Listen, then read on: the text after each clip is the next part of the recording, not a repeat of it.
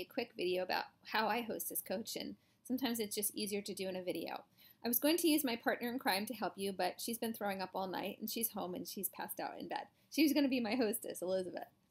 So let's talk about how I book a party and what do I do and how I hostess coach. So let's just say I get that initial booking. First thing I do is send out a little handwritten card confirming the date and thanking them for choosing to book a party with me.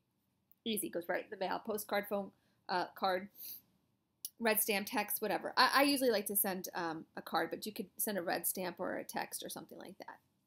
So the next thing I do is I schedule a time to talk to them on the phone. I make sure it's good for them, and then I confirm the appointment that day. I follow up and say, are we still ready to talk at this time?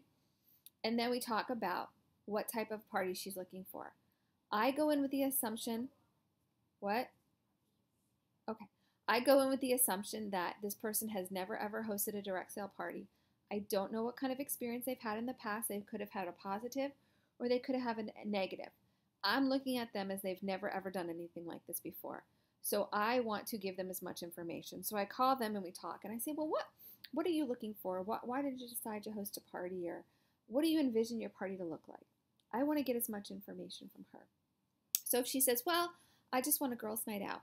So I'm going to tell her, how to invite her friends. I'm going to say to use a blended approach using paper invites, phone calls, text, email, Facebook, because everybody responds a little bit differently. So you're going to want to talk to her about that.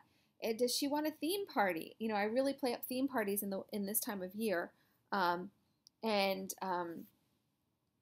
we could talk about that. Games, I just want to find out as much information about her. So I tell her I'm going to send out her packet. In her packet, I put a personalized letter, a couple catalogs, order forms. I send her the link to the party if it's set up. If she has a party in November, I'm not sending her a link if it's October because I don't want her customer shopping. Every party I offer to do a Facebook party for as well. Some say yes, some say no. I set the expectation and I say to her, next week send me your list of $250 worth of stuff that you want for free. Because I'm coaching her to a $1,200 party. I never say $200 is all you need for a party. Never say it.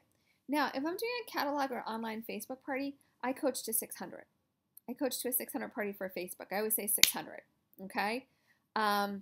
Because if I'm there at an in-home party, I can kind of do my thing, and it's a little bit easier for me to get to a $1,200 party. But again, this is your business. You do what works for you. I'm just telling you what works for me. So my second point of contact is maybe 2 weeks before her show. I want to confirm that she got my packet. I also sometimes send a letter. There's 5 things on it. If you send me a copy of your guest list, you get a prize. A prize could be anything. If you have 5 outside orders before the party, you get a prize. I don't put a monetary amount on there. I put a number. If you get some bookings prior to the party, you get a prize. If you join my team, you get a prize. Yada, yada, yada. I've got a little less, and it varies for everyone. Sometimes that works, and sometimes it doesn't. That is in my hostess packet, and that's an example of like a hostess bingo or something like that. My whole goal is to get her invested in this party and to build that relationship with her. So on that second call, I want to find out who's coming. What do you think they'd want to see? We go into more detail about her party, from where I'm going to be set up, where I can park my car. Does she have pets? What kind of food is she serving? Are her guests punctual? 2 questions I always ask. Who is coming that might be most likely to book a party? And who do you think might be interested in the business opportunity? Because that gets her thinking.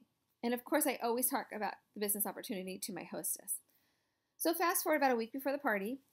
This time it's either a phone call or a text. Everybody communicates differently. I just want to make sure at least one part of contact with her is on the phone.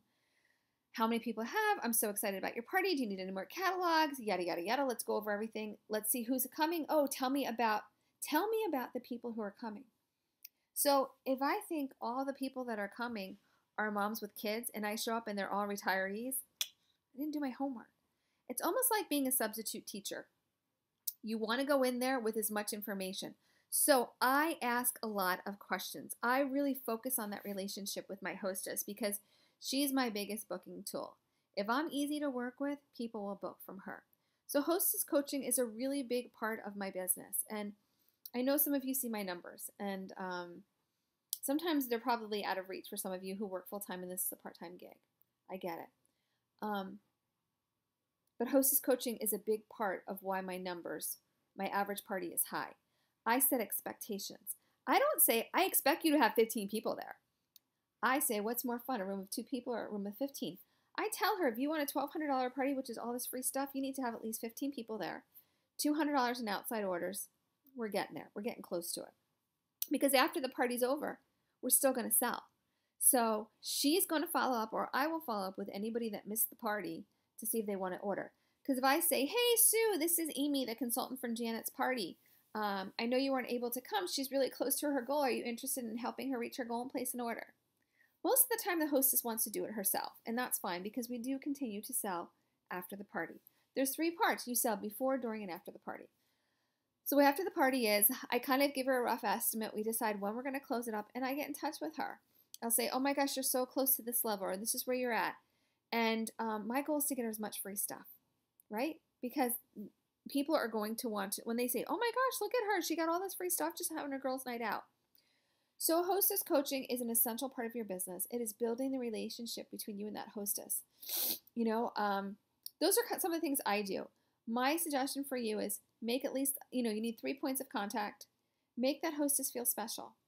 She's nice enough to let you come into her house. Treat her nice because you don't know, maybe she's doing this because she needs to feel special. A nice night out for herself, which we can talk later about what I do at parties to make my hostess feel special and hostess stacking and all that kind of stuff. So I hope this video was helpful. Please post any questions or comments and we'll continue with our Facebook script.